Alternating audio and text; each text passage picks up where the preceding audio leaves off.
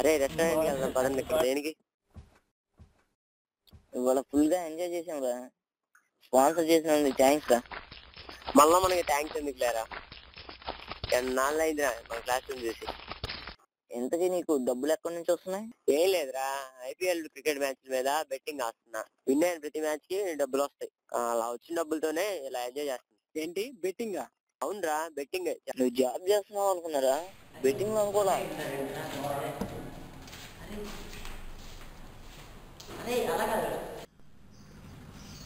ఏంట్రా మొన్నేమో సైకిల్ మీద వచ్చావు, ఈ రోజు బండి మీద వచ్చావు. అసలు కూడా అంత డబ్బు వస్తాయా? అవునరా, ఎంతమందికి ఇట్లా బెట్టింగ్లు, ఎంతమంది బెట్టింగ్లు కాస్త డబ్బులు సంపాదించట్లేదు. అయితే నేను కూడా ఒక 500 కాస్తాను రా. గుడ్ న్యూస్ తో కలుద్దాం. ఏంటి, నేను బెట్ విన్ అయ్యానా? అలా అయితే మన ఇద్దరం కాలేజీలో కలుద్దాం. హాయ్ రా, ఇదిగోరా మన బెట్టింగ్ లో విన్ అయిన డబ్బులు. 500 కాక 1000 వచ్చింది. చూసావరా, కష్టపడకుండా 500 వచ్చింది. నెక్స్ట్ మ్యాచ్ బెట్టింగ్ ఇంకా బాగా ఇంప్రూవ్ అయిపోతుంది. దినదిన అభివృద్ధి బాగా జరిగింది.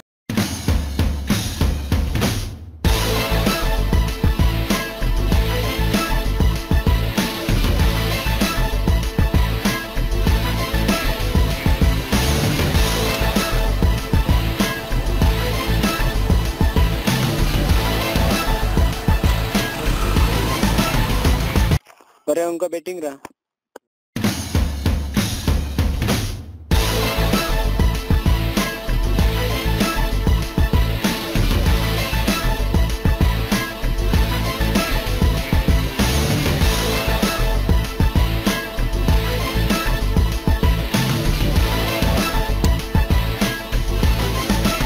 అరే వరుసగా బెట్లు పోయినాయిరా, నెక్స్ట్ మ్యాచ్ కప్పు కావాలి. ఇదే నా లాస్ట్ మ్యాచ్. ఈ బెట్టింగ్ గెలవకపోతే నా పని అంతే. అప్పుల గురించి ఇంట్లో తెలిసిపోతుంది.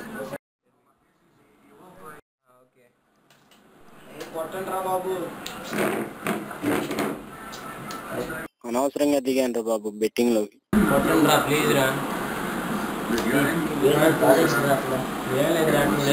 మ్యాచ్ లో బెట్టింగ్ పెట్టాక అదే 3000 రూపాయలు పెట్టాను. ఆ మ్యాచ్ ఏమో ఓడిపోయేలా ఉంటాను. వాళ్ళు కొడితే నేనన్నా ఏమన్నా మ్యాచ్ లో బెట్టింగ్ పెట్టారు 5000. అది గెలిస్తే ఓకే. అదే నేను నీకు ప్లీజ్ తర్వాత మాట్లాడతా. కానీ నేను చెప్పిన మాట నువ్వు వెళ్ళు.